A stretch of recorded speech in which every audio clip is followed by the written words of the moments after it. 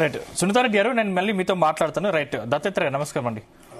అంటే మీకు 2014లో సమగ్ర కుటుంబ సర్వే చేసి కనీసం ఆ లెక్కల్ని కూడా చెప్పలేని అప్పటి మీ ప్రభుత్వం ఇప్పుడు మాట్లాడే నైతిక హక్కు మీకు లేదు, ఇది మీ పార్టీ మీద ఉన్న విమర్శ, ఏం చెప్తారు? తెలంగాణ రాష్ట్రంలో ఉన్నటువంటి సబ్బండ వర్గాలపైన సకల జనులపైన ఒక కులంకషమైనటువంటి నివేదికతో తెలంగాణ రాష్ట్ర ప్రజల స్థితిగతులను తెలుసుకోవాలనే ఉద్దేశంతోనే నాటి ముఖ్యమంత్రి తెలంగాణ రాష్ట్రాన్ని సాధించినటువంటి కేసీఆర్ గారు ఈ తెలంగాణ రాష్ట్రంలో ఉన్నటువంటి ప్రతి ఒక్క వర్గాల యొక్క లెక్కలు మొత్తం తీసి తెలంగాణ సమాజం ముందు పెట్టే ప్రయత్నం చేసింది. ఎందుకు మాట్లాడుతున్నామంటే మొదటి ప్రశ్న చాలా విలువైనది. ఎందుకంటే బీఆర్ఎస్ పార్టీగా కేసీఆర్ గా మీరు లెక్కలు చేశారు. ఒకే రోజు భారతదేశంలో ఒక కర్ఫ్యూ నిర్వహించిన విధంగా దుబాయ్లో బొంబాయిలో ఉన్నటువంటి వాళ్ళు కూడా ముళ్ళి ముట్ట చదువుకొని వచ్చి కేసీఆర్ గారు చేయించినటువంటి సర్వేలో పాల్గొన్నారు. ఫినిష్ చేయనండి. కాంగ్రెస్ పార్టీ 50 రోజులుగా ఈ తతంగాన్ని కొనసాగించింది. 50 రోజులుగా కొనసాగించి బీసీలను దాదాపుగా 5.5 అంటే 20 లక్షల నుంచి 30 లక్షల మధ్య బీసీలను చంపేసింది. అంటే తెలంగాణ రాష్ట్రంలో ఉన్నటువంటి బీసీల లెక్కలను తగ్గించేటువంటి కుట్రలో భాగంగా ఇవాళ బీసీలకు లెక్కలు తేల్చడం కోసం వేసినటువంటి డెడికేషన్ కమిషన్ యొక్క రిపోర్ట్ ని ఎవరికి సమర్పించారండి? క్యాబినెట్ యొక్క సబ్ కమిటీకి ఎవరు చైర్మన్ గా ఉన్నారండి? ఉత్తమ్ కుమార్ రెడ్డి గారు. ఆ మీటింగ్ లో ఎవరు పాల్గొంటారండి? జానారెడ్డినా? ఈ రేవంత్ రెడ్డి, ఈ జానారెడ్డి, ఈ ఉత్తమ్ కుమార్ రెడ్డినా బీసీల లెక్కలను తేల్చేది? వీళ్ళు తెలిస్తే మా లెక్కలు బయటకు వస్తాయండి. ఇవాళ తెలంగాణ రాష్ట్రమే కాదు, యావత్ ఉమ్మడి ఆంధ్రప్రదేశ్ లో బీసీలకు తీవ్రమైనటువంటి అన్యాయం చేసిందే జానారెడ్డి.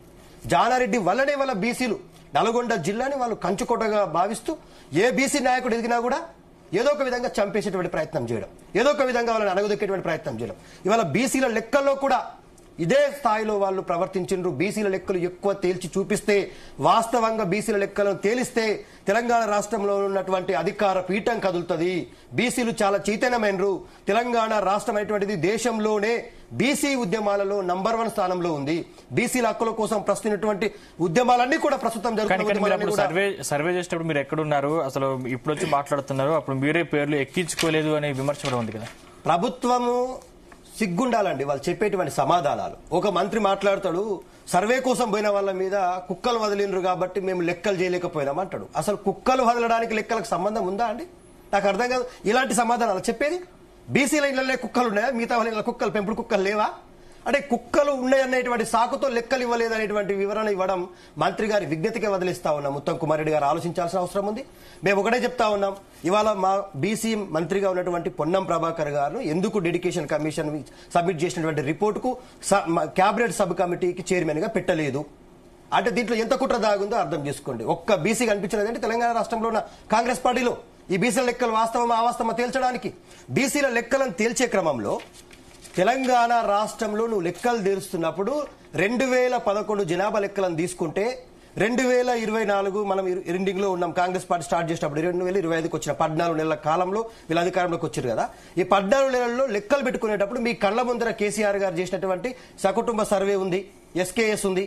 ఆ తర్వాత ఇప్పుడు మీరు తీసుకుంటున్న సర్వేకు ప్రామాణికంగా ఉండడం కోసం జనాభా లెక్కలే ప్రామాణికం కదా.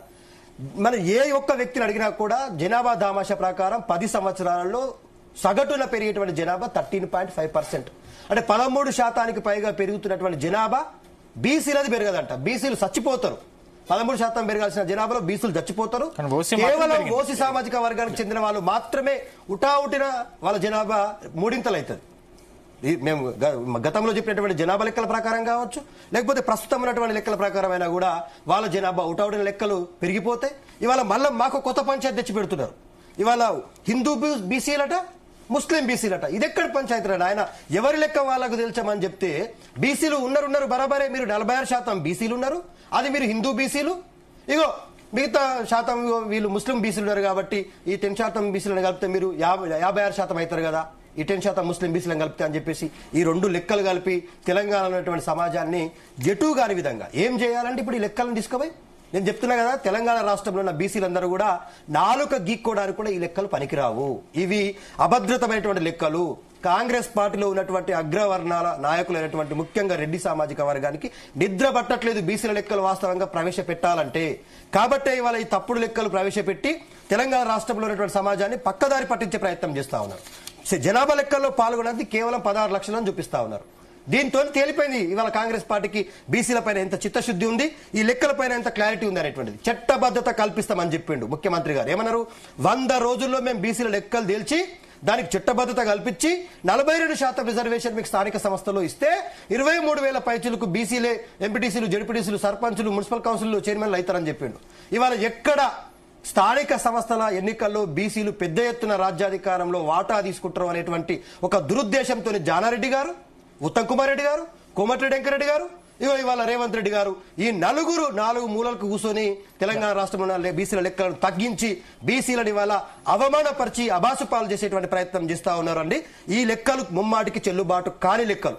తెలంగాణలో ఉన్నటువంటి యావత్ 33 జిల్లాలో ఉన్నటువంటి బీసీ పెద్దలందరూ కూడా నేను మీ ద్వారా విజ్ఞప్తి చేస్తా ఉన్నా, ఈ లెక్కల పత్రాలన్నింటినీ కూడా నడి వీధుల్లో, పురవీధుల్లో తగలబెట్టాల్సిన అవసరం ఉంది. ఇది మనల్ని అవమానపరిచినటువంటి లెక్కలు చూపెట్టండి. తెలంగాణ రాష్ట్రంలో చనిపోయినటువంటి బీసీల శివాలను చూపెట్టండి, బొందలగడ్డలను చూపెట్టండి. 20 లక్షల మంది బీసీల లెక్కని దాచిపెట్టిరు కదా, లేని లెక్కలు బీసీల లెక్కలను తగ్గించి చూపించారు కదా.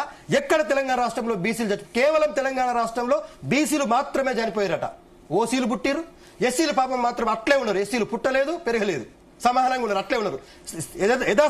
బీఆర్ఎస్ నాయకులు దాంట్లో పాల్గొనలేదు, దాన్ని విమర్శించారు. సిగ్గుండాలండి బీఆర్ఎస్ నాయకులు పాల్గొనలేదని. ఎన్యూమరేటర్స్ వచ్చేసి కేటీఆర్ గారే పాల్గొనలేదు, కేసీఆర్ గారే పాల్గొనలేదు. ఇదంతా కూడా ఏదో రాజకీయమైనటువంటి దురుద్దేశాన్ని పార్టీల మీద నాంచేటువంటి దూరం చేసే ప్రయత్నం చేస్తా ఉన్నారు.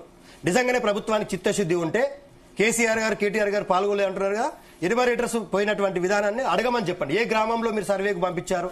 మీరు కేసీఆర్ గారి ఊర్లో పంపించారా, లేకపోతే ఇక్కడ హైదరాబాద్ లో నంద్రి హిల్స్ లో పంపించారా? ఎన్యూమరేటర్స్ వివరాలు ప్రెస్ మీట్ పెట్టి చెప్పమని చెప్పండి.